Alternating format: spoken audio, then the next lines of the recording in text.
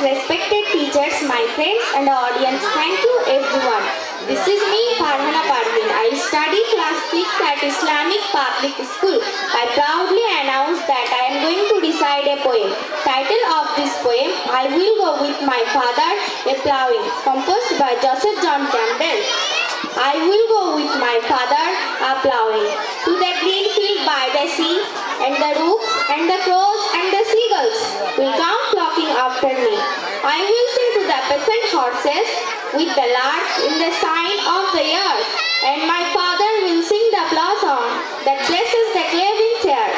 I will go with my father a sowing to the red field by the sea, and the mouse and the ravens and the thrushes will come flocking after me.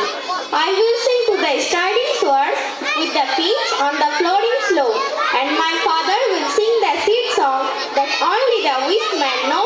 Thank you. Thank you.